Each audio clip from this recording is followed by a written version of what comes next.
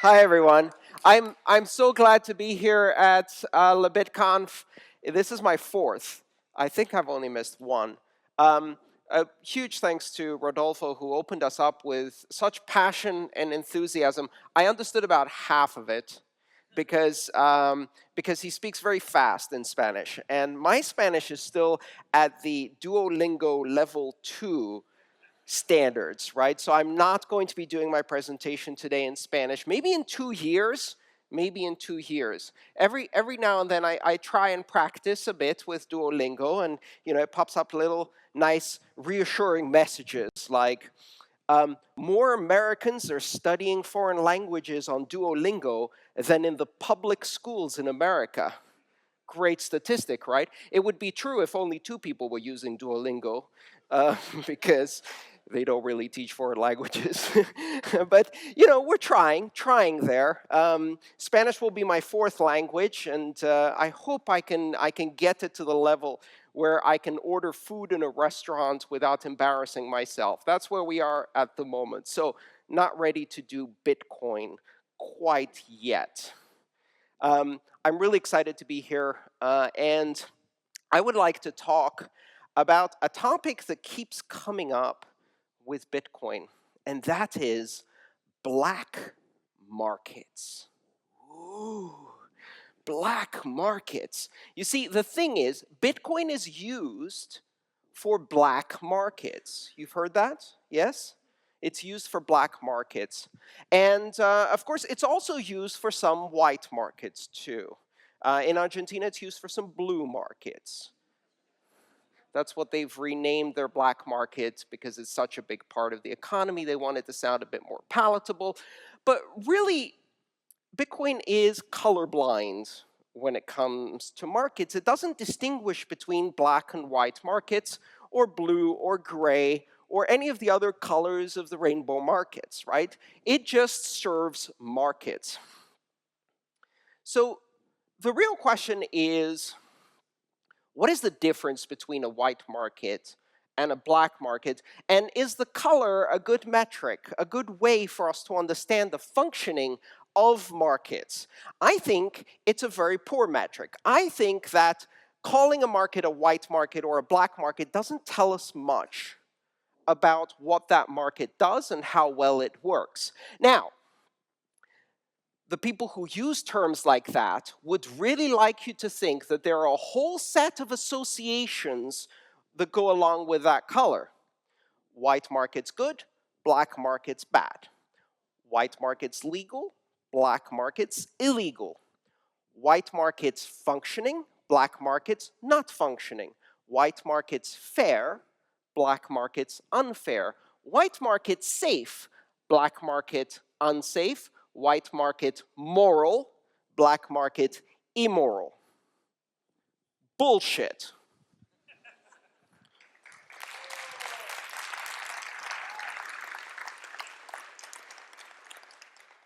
Not a single one of those statements is true. White markets and black markets differ in one and only one essential component. White markets are licensed. Black markets are unlicensed. That's it. Black markets can be moral, safe, just, fair, and efficient. And simultaneously, white markets can be immoral, unfair, unjust, and inefficient. We all know this. Implicitly, we know it. The taxi cartel is a white market. Uber is a black market. I won't take a bloody taxi because I've been to 53 countries and I've been robbed by taxi drivers in 52. The airport is here, my hotel is here. Let's go that way on triple tariff with 7 extras that I just invented. This has happened to me in every country in the world. Why? Because it's a regulated, licensed guild, a cartel. It's an inefficient, broken market full of corruption. And Uber works. It's efficient, it's fair, it's transparent, but it's the black market. We don't call it the black market because if it's run by a multinational corporation with nice graphics and a stock market index, we don't really want to call it the black market, but it is if it's not licensed. Right outside this place, there are little electric scooters with lime colors, really cute. Have you tried those? They're so much fun. You can go 15 miles per hour on the sidewalk or on the street. I'm sure one of the two is illegal, but I'm not sure which one. You have to wear a helmet. I didn't. I'm sorry. That was probably illegal. And the actual service itself is not licensed, so that's a black market. In North Korea, you can only have one of 6 haircuts if you're a male, which means that this is a black market too, because it's not one of the approved haircuts. Okay, calling it a haircut, it's just the result of hair loss, but still, I'd like to pretend for a few more years while I can.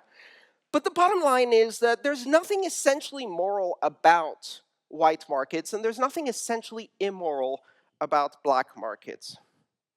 General Dynamics selling 500-pound cluster bombs to the Saudis is the whitest of white markets. It is not only legal, it is strongly encouraged, and I pay for some of that with my taxpayer money. Is it moral? Hell no, it isn't. Right? The person selling bananas on the street without a merchant's license is the black market. Is it moral? Hell yes, it is. Using Bitcoin to escape a collapsing currency in Venezuela is highly illegal and is the black market. Is it moral? It's a human right. It's not just moral. It is the obligation of a parent to protect the safety of their children. That is protected under the UN Convention for Human Rights. It is illegal with heavy penalties. All of the rest of the things that Maduro's doing, white markets everywhere. Perfectly legal, fully licensed, completely broken. So the difference between white and black markets is an issue of licensing. And what is the natural state of markets? The gray, the big gray in between. Gray markets don't emerge, they simply exist. Meaning that in the absence of any other form of market, all markets are just gray. How do white markets emerge? You have a gray market in place, and someone gives it a license. Now it's a white market. You have a gray market in place, someone makes it illegal. Now it's a black market. But markets just emerge. They emerge anytime two individuals, without coercion, of their own free will, decide to transact in a commercial manner, agree on a price that they find commonly beneficial, and they transact. And that's a market. That's it. It doesn't have a color. It didn't require permission. It doesn't need a license. It is a natural human activity that occurs everywhere, every time, throughout history. But we want to invent these new terms in order to somehow provide color to these markets, legitimacy to some, illegitimacy to others. And what is the trajectory of every white market? Every white market starts off as a gray market, then it gets licensed. And initially, the licensing is probably sold to you as a way to enforce some kind of standard of good behavior or quality. After all, you would want your doctors to be licensed. They always go back to that one. You would want your doctors to be licensed. In some states in the United States, 10,000 or more professions require a professional license. In Louisiana, the amount of hours you need to do to become a cosmetician that does nails exceeds by 4 times the number of hours you need to become an emergency medical technician who works in an ambulance. And if you try to do nails without a license, you will be arrested because you are operating in the black market, or red, or teal, or French manicure, or sparkly. Which one you choose is up to you. But you certainly don't have the requisite license. And gradually guilds form. And guilds are professional associations whose primary purpose is to make sure there isn't any competition, to keep out those who would deem themselves to be professionals and try to into the market, like the taxi cartel, right? So these licenses gradually become guilds where it's just a matter of can you afford to buy into it. The quality standards, the certification, the regulation, the rules, all of that gradually disappears into the background. The regulators stop doing those things, and they focus primarily on enforcing the rules. People forget why those rules exist, and it simply becomes a professional guild. If you can afford to buy the necessary license, essentially to bribe the government to allow you to work, then you are part of the white market. And all white markets devolve into that state.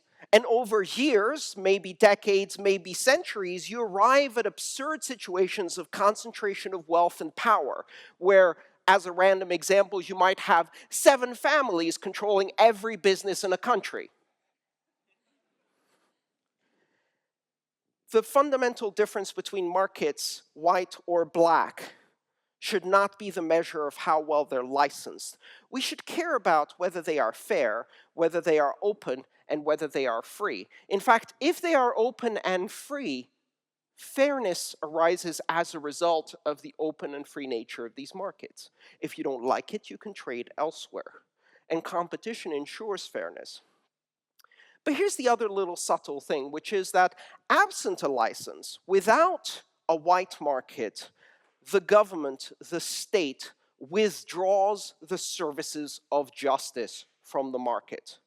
This is critical to understand because until now, the monopoly on the delivery of justice services existed primarily in the government sphere. Governments provide justice as a service, JaaS. Let's use a tech term.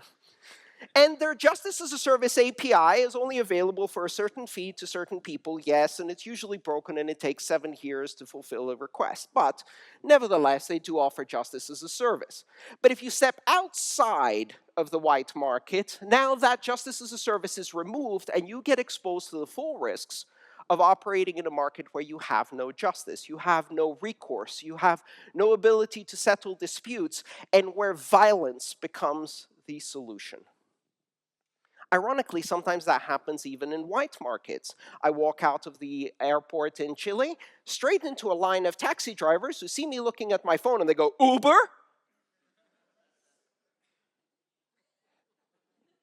Sorry. And what do I do then? Do I go to a cop? Stand next to the police officer going, "Taxi drivers"? No. Because every country I've been to, the cops are working with the taxi drivers to beat up the Uber drivers and their passengers. Because not only have they removed justice as a service, they're now delivering injustice as a service as part of a competitive blockade. So you don't go to the cops because that's too dangerous. Okay, so I don't get my Uber ride. What's the big deal?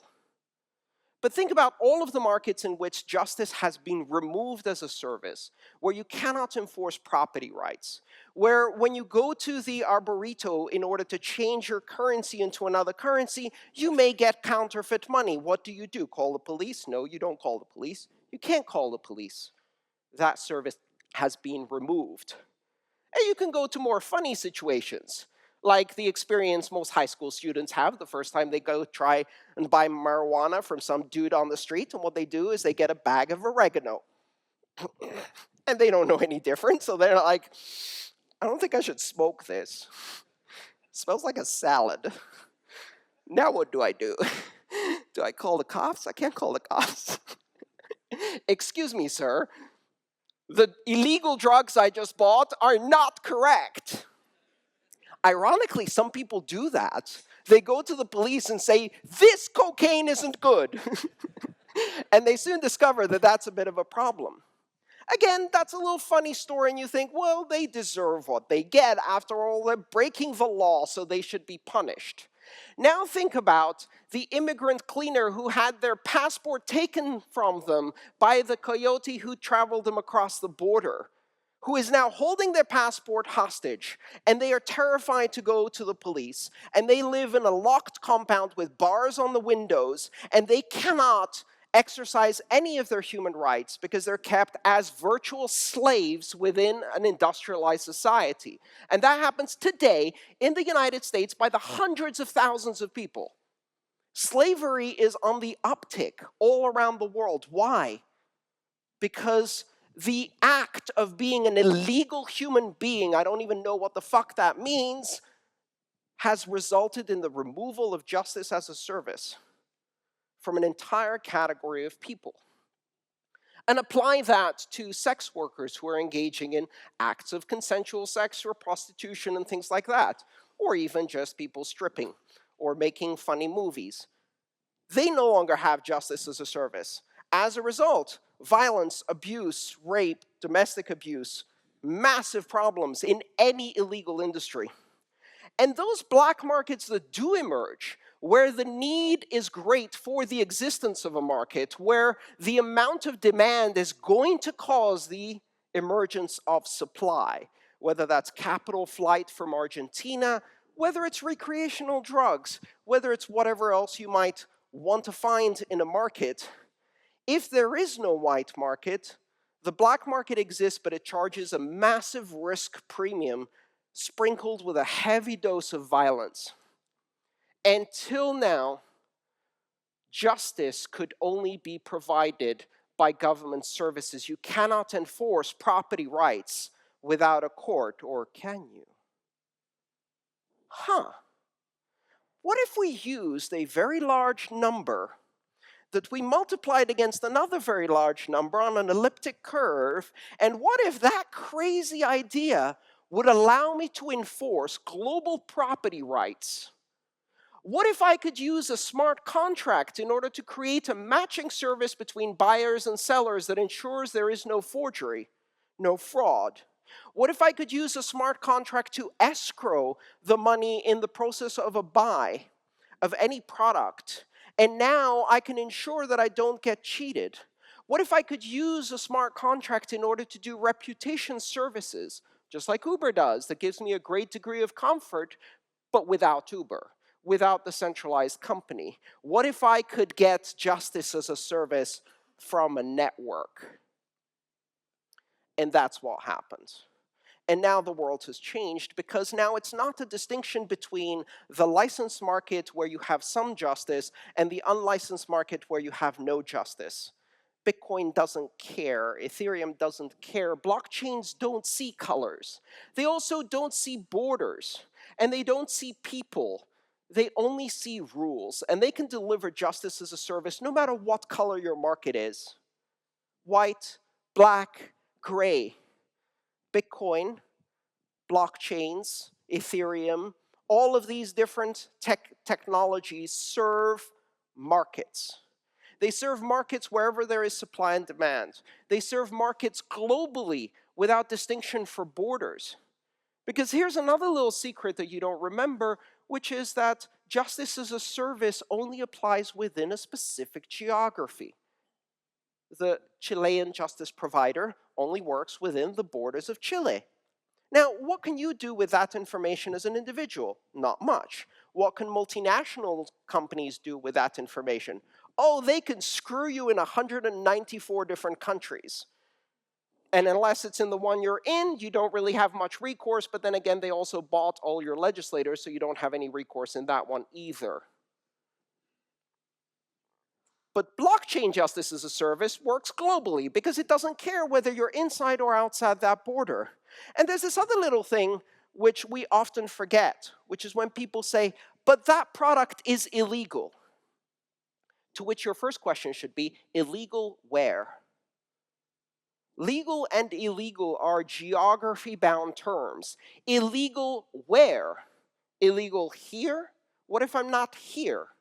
What if I'm in that country? Is it legal there? What's legal here? What's legal there? These are highly relative notions, and they imply a strong morality component that you may not share. Is it legal to buy a Bible? Not in Saudi Arabia, it's not. It's also illegal to drive in Saudi Arabia unless you have both of the licensing requirements as a driver. A driver's license and a penis. Well, until recently, because they fixed that one, so now you can drive theoretically without one, but you might get beaten up by the cops because they're protecting their morality, not my morality. Is it legal to buy certain substances? Is it legal to buy bombs to bomb another country? Again, legality is bound by geography. Blockchains are not. So with a blockchain, you can enforce justice across borders. You can enforce justice across the world. And you can enforce justice whether you consider the market within the narrow scope of your own country white or black, gray or blue. Blockchains serve justice, and as a result, they can deliver free and open markets worldwide that are fair. Does that mean you can use blockchains for the black market? Hell yes, it does, because there's a demand for that. And make better white markets? Yes. And everything in between? Yes. It's not about white. It's not about black. It's about free, open, and fair. Thank you.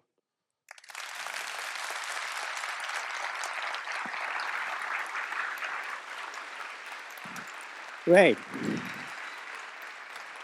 So we have some minutes for questions and answers, right? Yeah, thank you. We do have some time for questions. Yeah, I wanted to tell you that we are recording this in very high quality video, and we will be posting this on my YouTube channel in about 2 weeks. So I noticed some of you are recording. Please don't post your 320p shaky video on YouTube trumping me for 2 weeks. I would appreciate it. Keep it to yourselves, and then you'll see the really nice quality, professionally edited one, I hope, in 2 weeks. Thank you. And if you do it anyway, or if you Twitter anything, the hashtag is LabitConf. Okay. Your questions, please. All right. Who's got a question? Anybody running around with a mic? Yeah, we have. Great. Any questions at all? Oh, come on. Don't be shy. Yeah. Got one question over there. There's another one over there. And one over here in the front.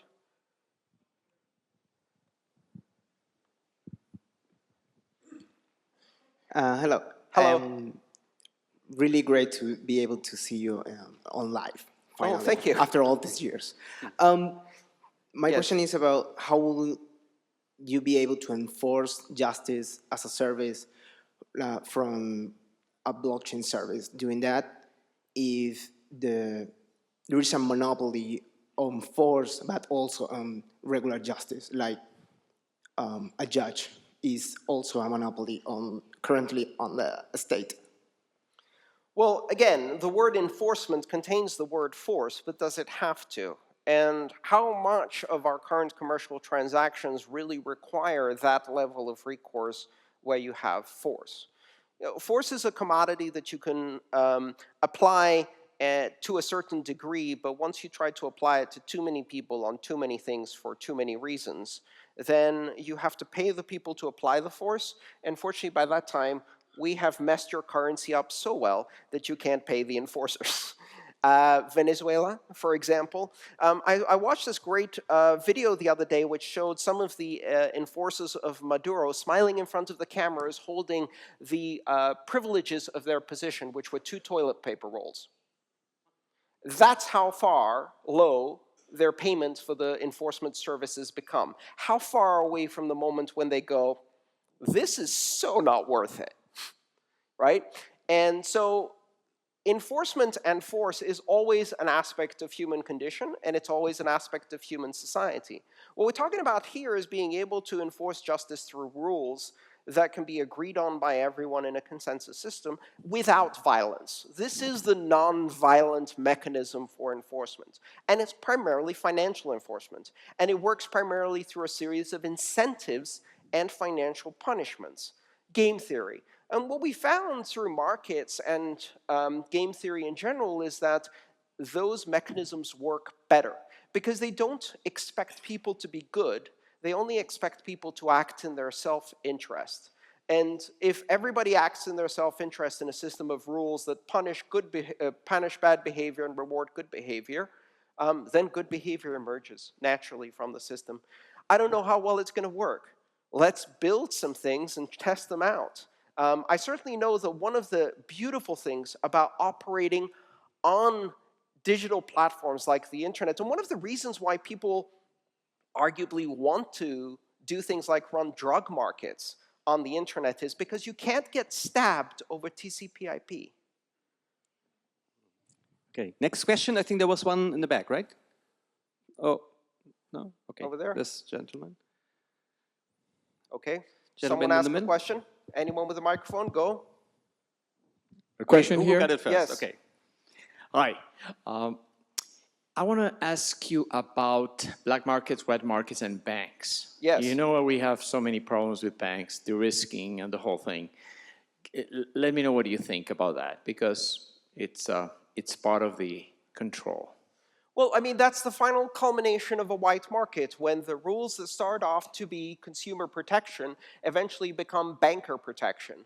And as a result, they become protection from competition, which leads to a guild. And once a guild gets powerful enough and organized enough, we have a different word for it. It's called a cartel. And we don't use the word cartel to refer to banks because they have such a big cartel.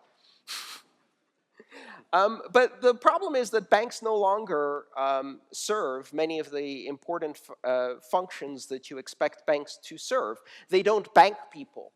In fact, the number of people who is unbanked is not decreasing now that we're 25 years into the internet. They're not serving this. I was doing a presentation at a conference, a security conference that was full of bankers, and I was describing how Bitcoin as a form of money can serve populations that are doing remittances to foreign countries, but which don't have bank accounts because they're not properly documented. They're illegal immigrants or migrants into a country, and as a result, they can't open a bank account. And right now, they're paying enormous fees to be robbed by the gray market of Western Union and check cashing services and things like that. And during my presentation, this lady in the back said, "But why should we give bank accounts to illegals?" And at least half of the people in the room were decent enough to go, but the other half were really interested in the answer. And I said, no, you shouldn't. You shouldn't. Don't. We will.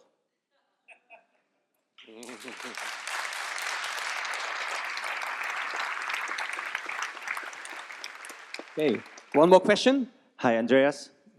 Here. Hello. Okay. It's a pleasure to meet you. Thank you. And thank you for being a great teacher and inspiring Thank everyone. you. I think I speak for everyone.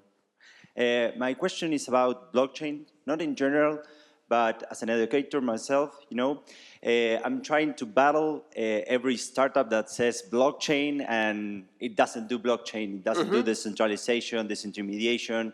It just does database. Yes. What's our recommendation to us to battle that movement, you know, to call blockchain everything and do not do innovation and decentralization? Well, you don't need to battle anything. What you need to do is remove your attention and interest from these projects because they serve no purpose. So you have to ask yourself, when you hear this, when someone says, my project has blockchain, well, actually nowadays what they usually say is, we are introducing a revolutionary new system of blockchain plus artificial intelligence plus Internet of Things that uses neural networks to, woo, give me money. And at that point, you stop listening, or you ask, is it borderless? Is it open? Is it neutral? Is it global? Is it censorship resistant? If it's not, you don't need a blockchain. Those are the features provided by open decentralized blockchains. So ask those, ask the 5 pillars, the 5 questions. If it's none of those things, then it's a database. It's a centralized database. In fact, what it is a very inefficient, very slow, very expensive, difficult to develop database with a really shitty user interface. And you know, in the era of Microsoft databases and Oracle, it takes a lot of effort to produce an even shittier interface. So the bottom line is, this is not a good technology solution for anything if you're not looking for those features. And do you need to fight that market? No. No, don't fight it. Let them spend $100 million training developers, consultants, paying the development of this industry while producing bullshit. And then, once that project fails, and the developers in that project will look around and go, well, what do we do now? Well, I heard about this other project, and I'd like to work on that. And they go work on an open source, real, open, decentralized blockchain.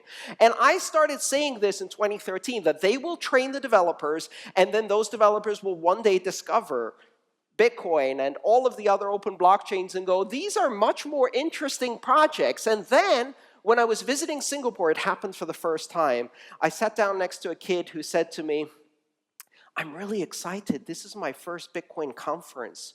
And I watched one of your videos, but you know, I've been working in blockchain for a year, and I hadn't heard about Bitcoin until yesterday. What? How? Tell me more.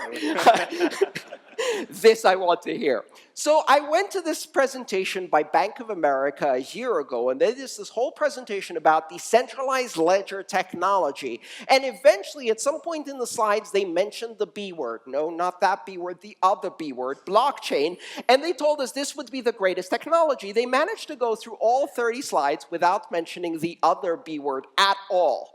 And then this person worked with Hyperledger and R3 and all of these other technologies in the DLT space, and they were interesting, but not that interesting. And then one day they discovered Bitcoin, and we're like, whoa, this is where it came from? This seems very weird and a bit exciting. And we gained one more developer, perfectly trained and ready to go. They just need to relearn some of the basic concepts, and they're good to go to build a nice open source project.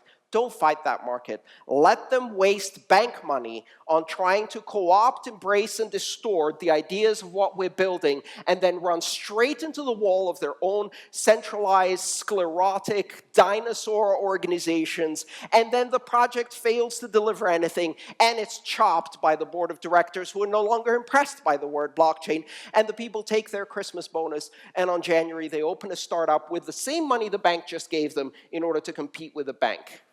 They pay for their own demise. Thank you. Thank you so Thank much. you. Great. Okay, time is up. Stay here. Andreas, yeah, The okay, four your books. people who asked questions, please come and see me at the edge of the stage here. I would like to give you a copy of my book. Internet del Dinero is the Spanish edition of this book.